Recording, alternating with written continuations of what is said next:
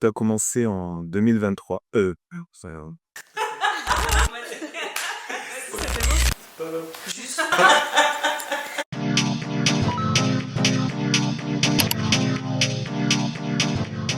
La coiffure, je suis tombée dedans quand je suis revenue au naturel, aux alentours de 2009-2010.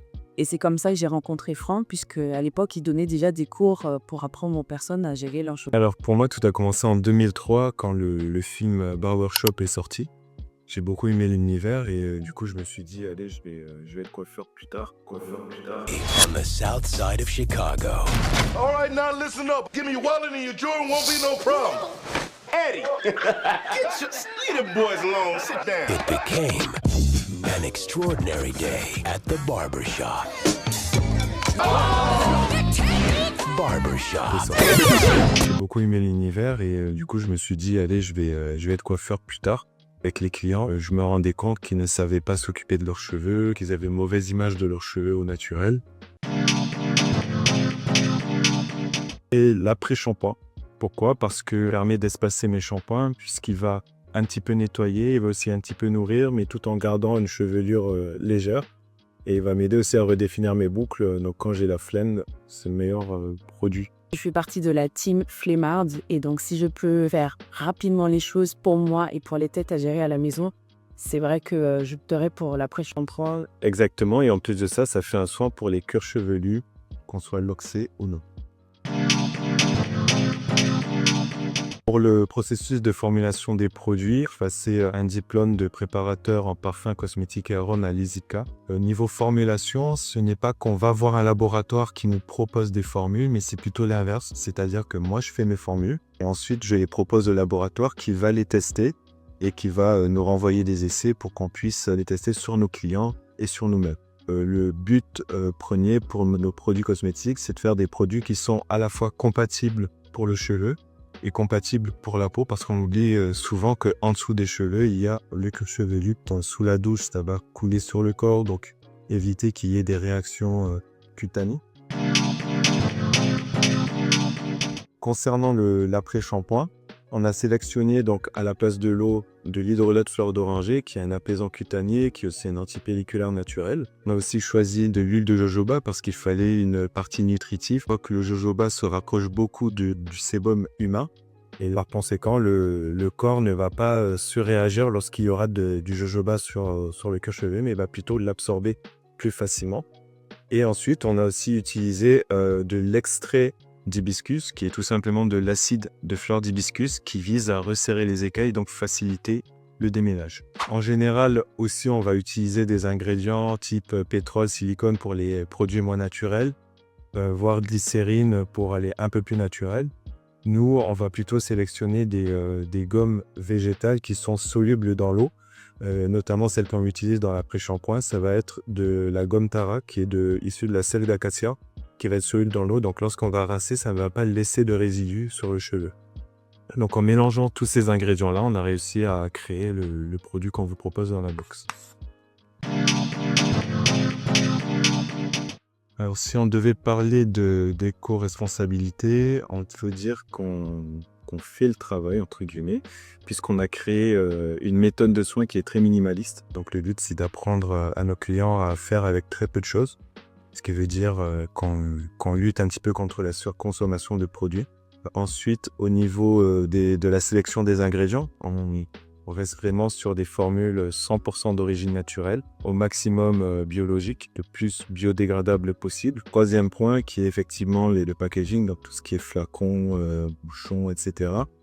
C'est vrai que c'est compliqué d'être 100% végétal, mais on travaille dessus, puisque là, actuellement, on utilise des flacons recyclables.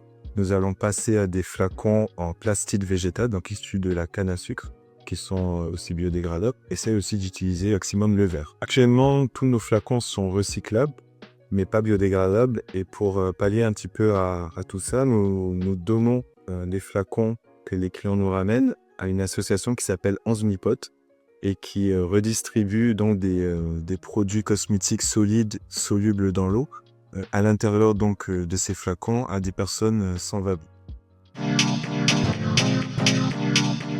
Les clients que nous recevons ici au salon de coiffure ont le cheveu crépus, frisé, bouclé, ondulé, loxé ou en transition.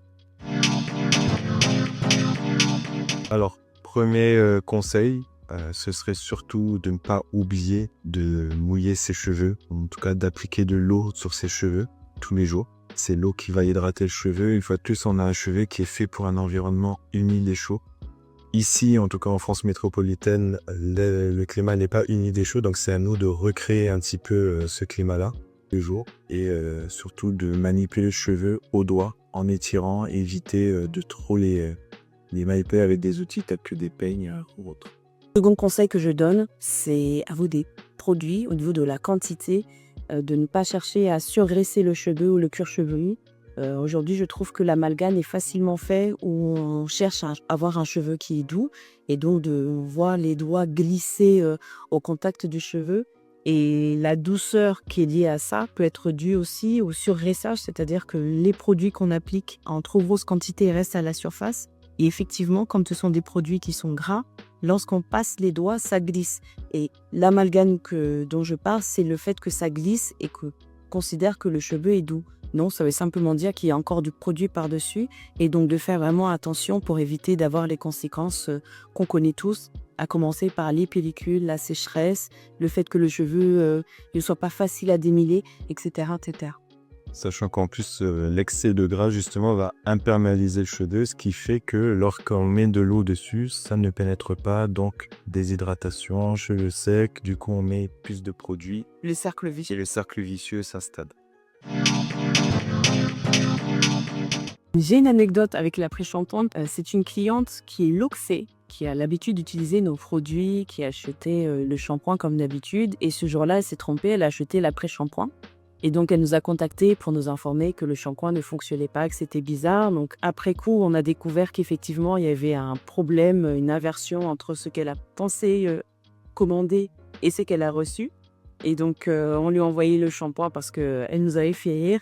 Mais surtout, comme elle est loxée, l'après-shampoing en soi, elle n'en a pas besoin puisque la lox, ce sont des cheveux qui sont emmêlés. Donc, en soi, l'après-shampoing n'avait pas d'utilité. Mais elle nous a quand même fait ce retour qu'après avoir constaté que le shampoing ne moussait pas, elle trouvait quand même que ses racines s'étaient séparées facilement. Et depuis, on utilise l'après-shampoing au salon pour séparer les racines avant de faire la prestation de reprise. Comme ça, c'est moins douloureux et donc grâce à son erreur, on a nous-mêmes découvert que l'après-shampoing pouvait être utile même pour les personnes qui ont des locks. Bon, comme Johanna nous a mis un petit peu la pression pour qu'on sorte au moins une information. Donc, Un mot. Produit. Il fait aucun Produit 2 effort. en 1. Produit 2 en 1. Voilà, ce On sera ne bien. dira pas plus. Ce sera bien. Et si vous voulez en savoir plus, n'hésitez pas à prendre rendez-vous au salon. Merci à tous, j'espère que vous avez apprécié cette interview. J'attends vos réactions en commentaire et à bientôt pour de nouvelles interviews sur la chaîne du 4C Club.